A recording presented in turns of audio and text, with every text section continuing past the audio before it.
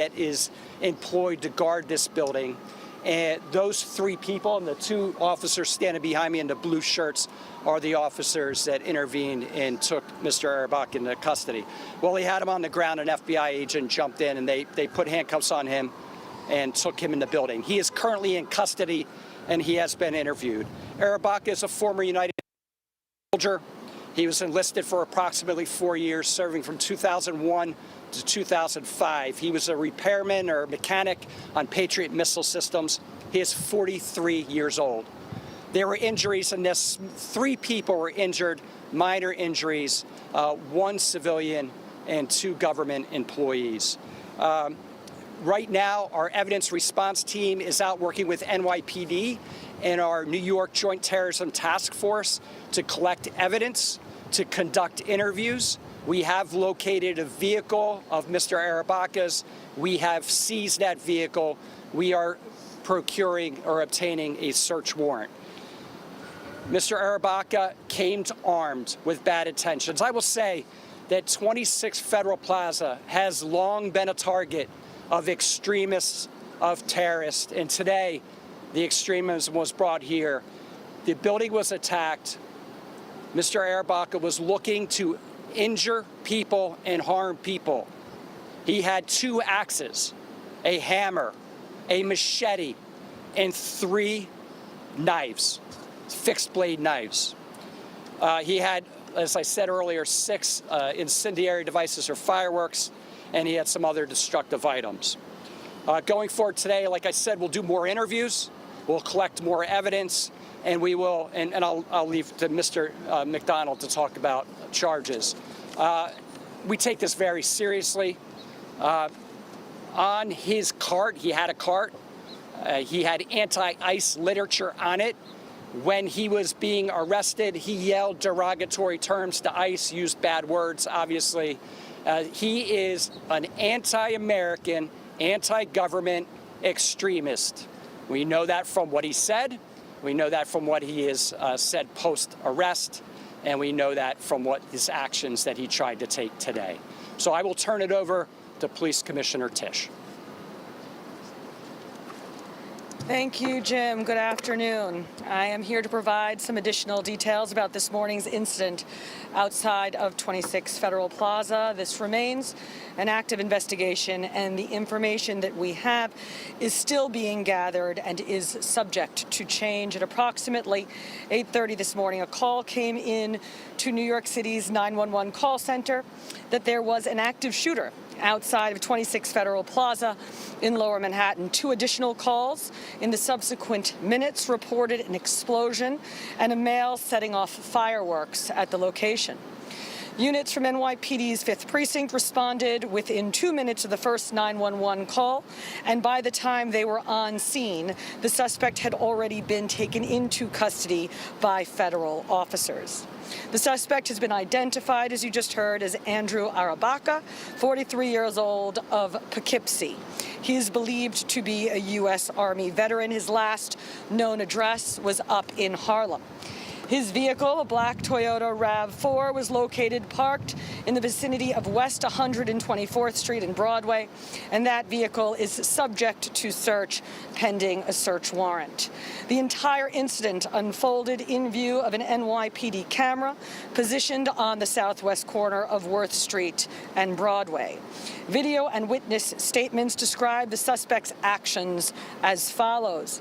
At approximately 8:30 a.m., Mr. Arabaka arrived at Worth Street and Lafayette Street in front of 26 Federal Plaza. Once he arrives, he ignites a bundle of what appears to be fireworks, which begin to smoke. He then goes back into his cart and takes out an airsoft rifle and proceeds to brandish it, and he appears to fire several pellets from the airsoft rifle. Next, he pulls out an orange bucket from his cart and runs towards the bushes along the building line. He dumps the contents of the bucket, an incendiary liquid, between 2 sets of bushes along the perimeter of this property and ignites a fire. Federal agents and officers then run up to the subject, subdue him, and take him into federal custody. On the scene was recovered, among other things, 2 airsoft rifles and the container with the flammable liquid. Also affixed to the suspect's cart was a sign reading "Ice off our streets." During the incident, the suspect was wearing a military-style helmet. This incident occurred along federal property, and the NYPD is supporting the federal government in their investigations. Charges are yet to be filed. Our work with the Joint Terrorism Task Force and the Southern District of New York is critical to keeping our city safe, and I commend the federal agents and contractors and officers who responded to the threat this morning. Now I'm going to turn it over to Deputy United States Attorney Jamie McDonald. Thank you. I'm Jamie McDonald, the Deputy United States Attorney for the Southern District of New York. As you can see, we're here in response to an incident this morning that took place just behind us here at the Jacob K. Javits Center, which houses dozens of federal agencies and thousands of federal employees.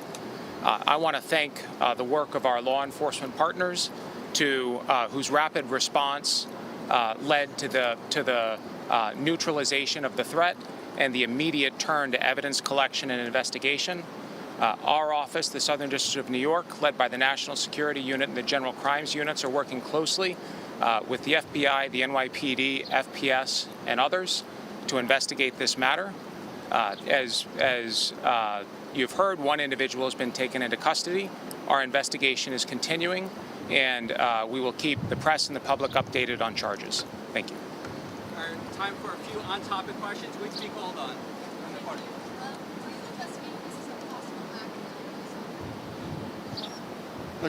We're collecting the evidence, and we know there were anti-government and anti-American statements made, and we know that an incendiary device and gasoline were used to start a fire.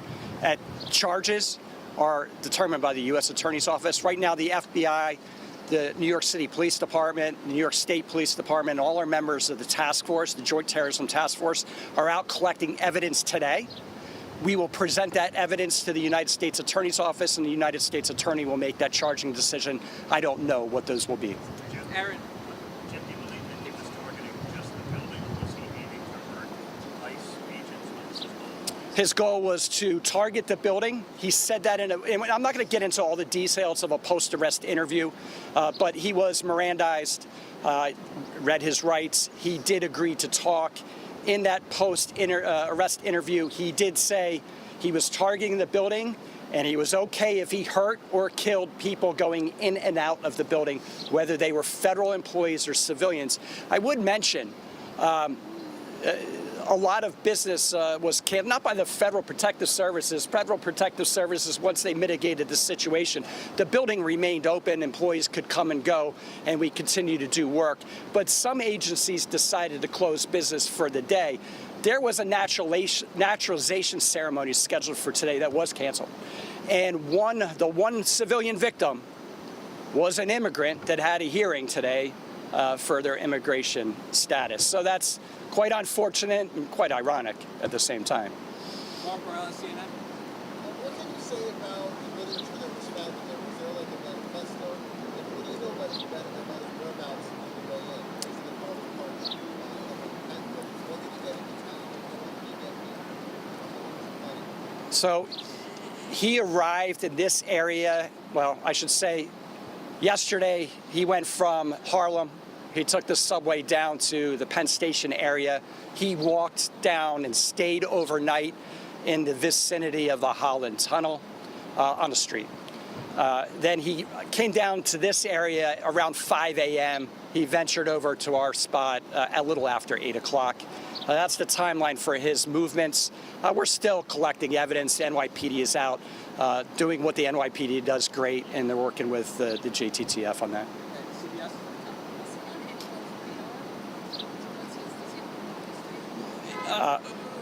He has a couple of encounters with law enforcement that we're not ready to talk about, nothing rising to this level.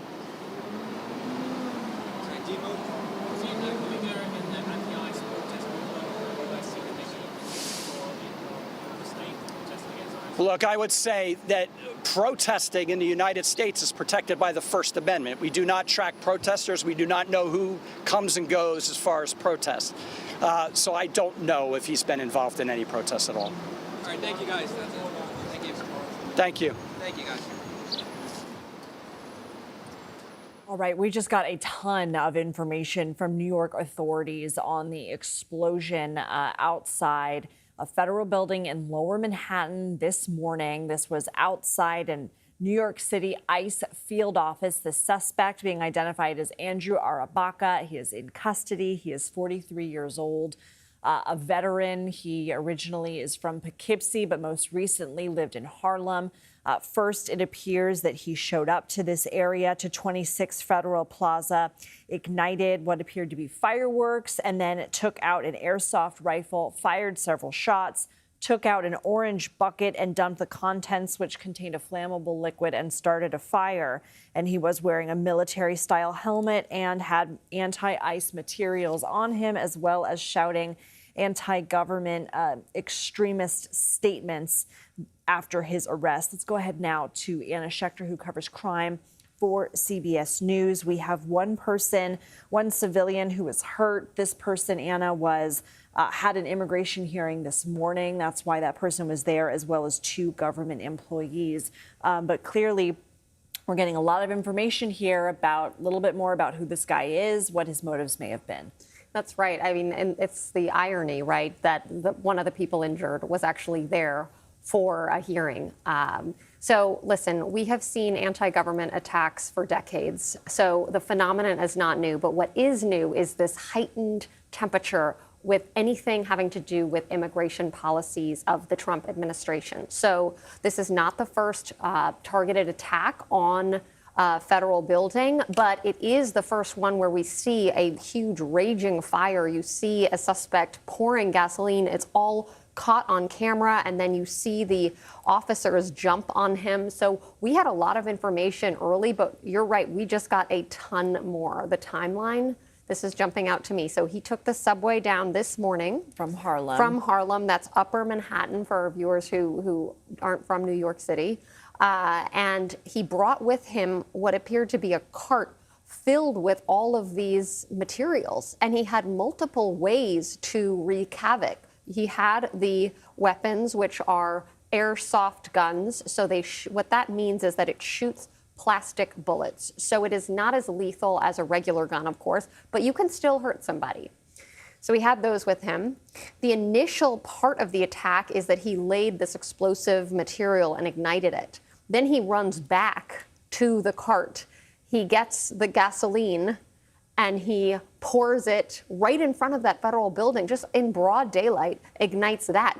That erupts into a huge raging fire, which the FDNY comes to put out. During what, by all intents and purposes, is rush hour. Absolutely. And for those who aren't super familiar, we'll get back to the timeline in a second. This isn't just one New York City ICE field office. This is a plaza of federal buildings. We've got the courthouse where Donald Trump was a defendant. That's right. We have another courthouse where I actually got married to my wife.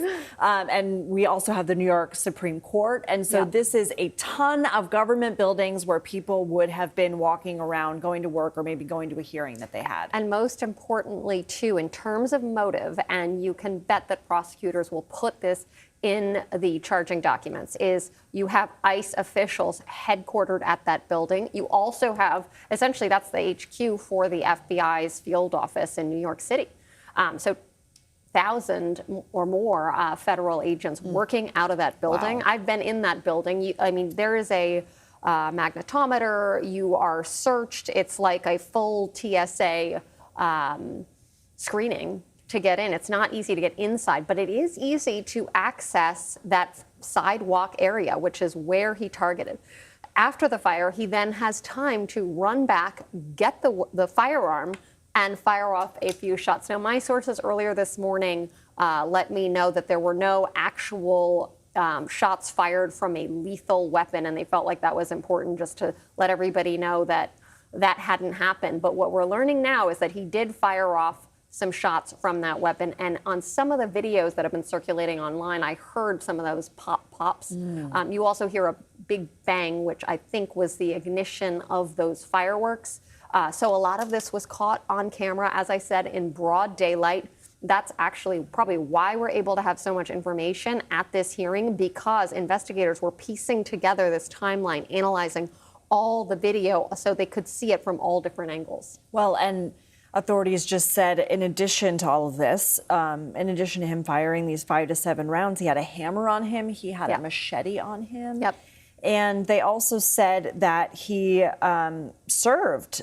He's 43 years old. He was a mechanic for Patriot missile systems. That's right. Back in 2004 and 2005 timeframe, we actually got this information on our own from the Army. Our own confirmed team and Rona Tarrant got that information. And thanks to Jim Laporta for his help. He's there at the Pentagon. So we had actually, our sources had told us about this gentleman's identity a few hours ago. So we were able to look in, and he had a LinkedIn page where he put his military service. Now, some of our other sources said, well, listen, he wasn't deployed overseas. We tend to look at PTSD potentially when we see an attack like this. But the picture we're seeing here is somebody who was really anti-government, and that was the fuel behind this attack. Do we know what he yelled out? Because they were saying that he yelled out some bad words at ICE, and he also had anti-ICE literature on his cart. Do we know what he said yet? So we do. We had this reporting earlier today that on the cart it was, I have to look, but it was like, get ICE out, essentially. And in terms of those statements, these would have been recorded likely on the body camera videos of those officers who apprehended him, and then potentially statements that were likely recorded after he was Mirandized, so read his right to remain silent. It sounds like he agreed to talk and that he made those statements. And this harkens back to, for me, the Gracie Mansion IED attack. A few months ago, you had 2 men, one of whom shouted Allahu Akbar and threw a homemade explosive device into a crowd at Gracie Mansion. ISIS motivated, according to authorities, and that indictment. And what these young men said was, I mean, they essentially admitted, yes, we wanted to hurt as many people as possible. Now you have an individual who is motivated by anti-government, anti-ICE, but really a far left anti-government extremist ideology, who is saying, yes, I didn't mind that I would hurt people with this. And that's what we heard at that press conference. That's definitely going to go in the charging documents, because that helps build the case for intent to harm people and civilians. Do you think that authorities are going to be asking questions about how he was able to spend the night on the streets with all of this stuff on his person? Listen, remember about 18 months ago, you had a man walk towards a Manhattan, a Park Avenue office building with an AK-47 and open fire, shooting and killing multiple victims. He parked his car, had the weapon, and walked right in. Now, there was a police officer assigned to that building. He was in the lobby. It's just impossible for law enforcement to mitigate every possible threat. We have civil liberties in this country. We just have a lot of freedom. And so law enforcement is constantly balancing that against security.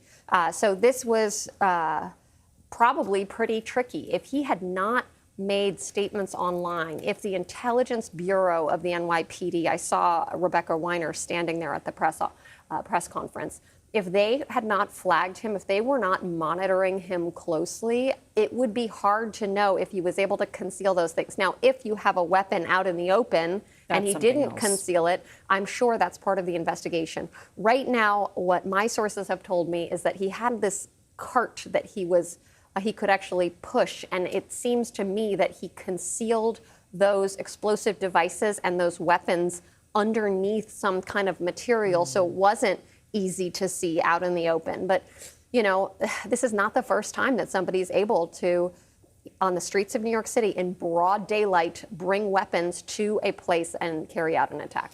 Okay, I'm Anna Schechter. Much more to come. Thank you. We are going to take a quick break. You're watching CBS News 24/7.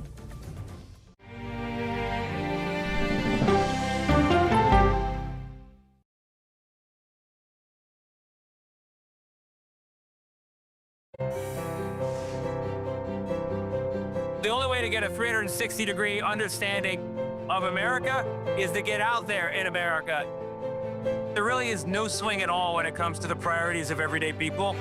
We care about how secure our job is, whether we can plan on retiring with dignity, whether our kids can have a brighter future than we have today.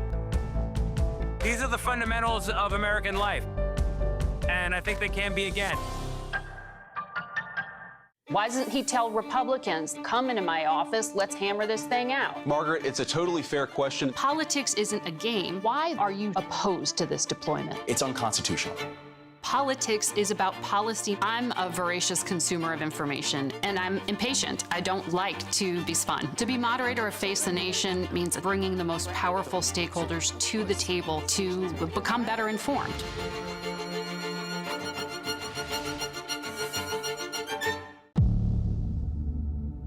We don't want to accept that there's evil that walks amongst us, but it does. You know how when you meet somebody, you can't put your finger on it, but something's not right? You never know what anybody is capable of. I am a serial killer who's only killed once. Did you think when this goes public, this town's gonna be shocked? Absolutely. When you're dealing with a 30-year-old cold case, it seems like there's not a lot of hope. We knew there was a monster out there and we were gonna find him and get him. Look at him just coming around the corner like that. We started tracking the area. When did this accident scene become a crime scene? Police! You called him a liar.